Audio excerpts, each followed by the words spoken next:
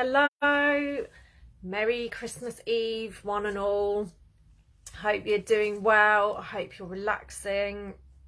And I just wanted to wish you a really lovely break, whether you celebrate Christmas and all that stuff or not.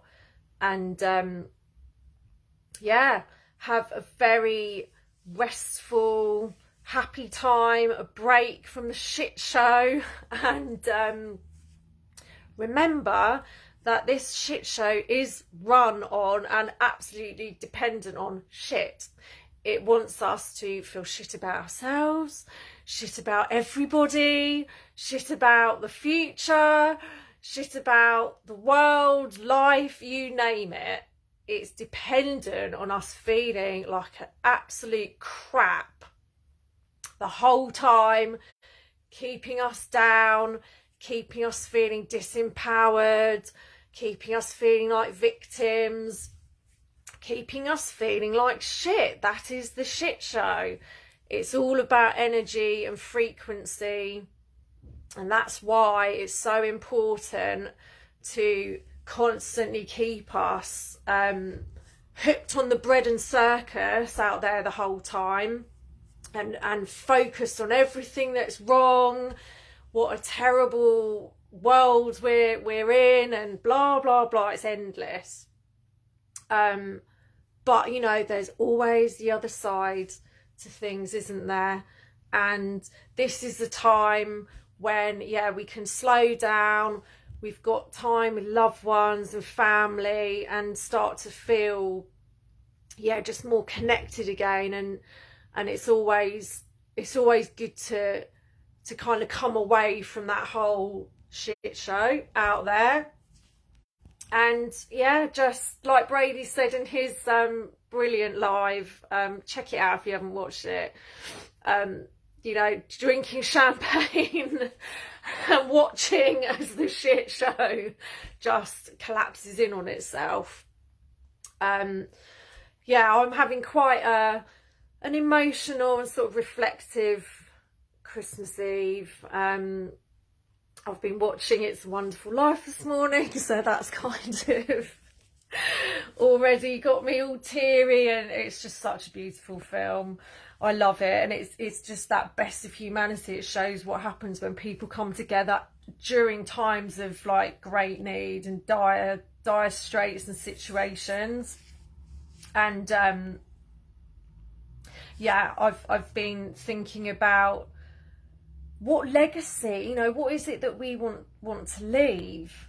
And my lovely dear friend Ron Green, amazing freedom fighter, wonderful gentleman, who's 102 years old. He just passed away a couple of days ago. I did post a tribute to him, and what an impact someone can have on so many lives, you know, and to be at that great age and still out there fighting for freedom every step of the way. I mean, right up until the end, he was out there, and such an inspiration to everyone. It just goes to show it's never too late. It's never ever too late. He could have been resting on his laurels. He bloody earned it, 102 years old, but no, he just by his presence would lift people up.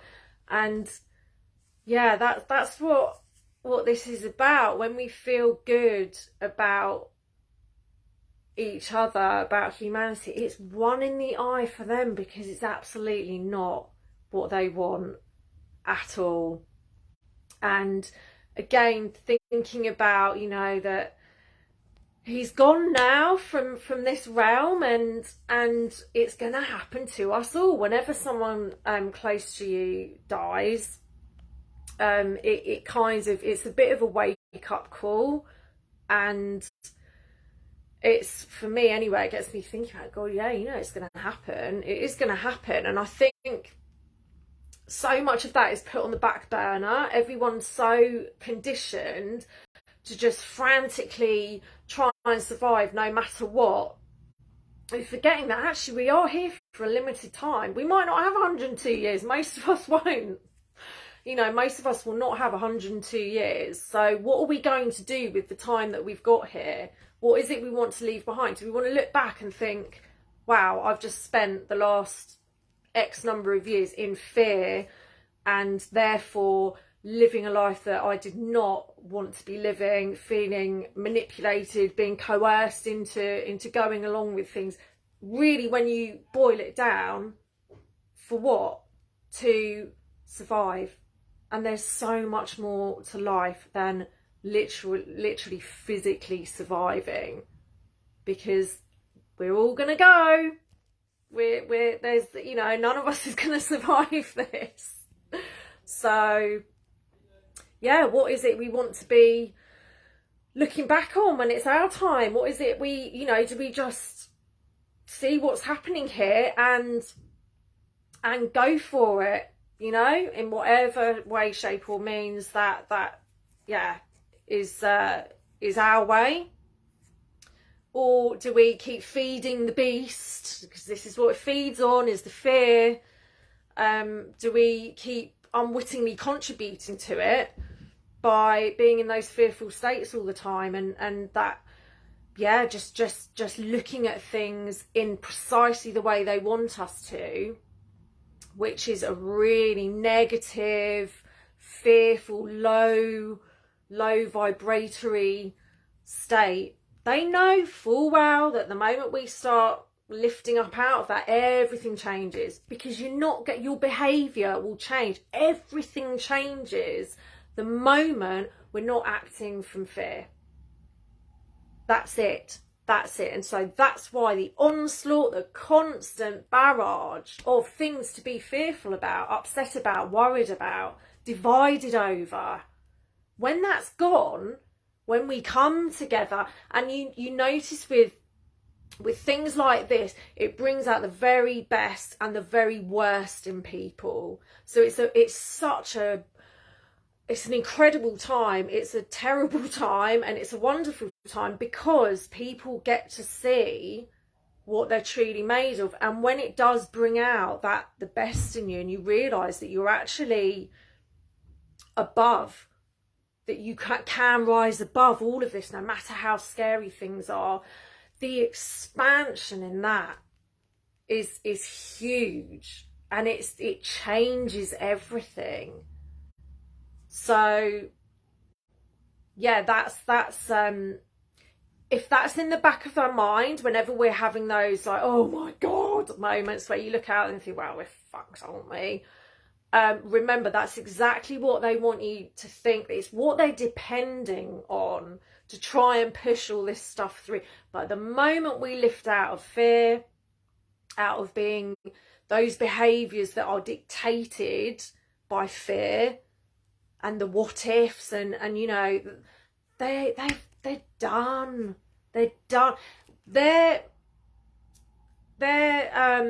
grip on all of this is so fragile. It's so fragile, and they are desperate that we don't find out how easy actually it is to remove ourselves from that grip. When we start really getting out of fear, coming together, refusing point blank to see the world through the lenses that they're providing us through mainstream media, a lot of social media, all of that stuff out there. That's how they get us, really. So take control back of your mind, because if you don't take control, someone else will, and that's what we're seeing, isn't it? Anyway, with that said, have a fabulous break. I'm going to be sort of switching off. I will be doing my midweek musings with Sam on Wednesday. A little retrospective of the last year and what we might be I wouldn't say looking forward to necessarily in 2023. What might be transpiring, who knows? We do have so much influence over what happens. But yeah, other than that, I'm going to be retreating into a little festive bubble for a while and enjoying enjoying real life away from the screens and everything. And yeah, I wish you a wonderful, wonderful time. Lots of love. I will speak to you soon. Take care. Have a great time. Love you all. Peace.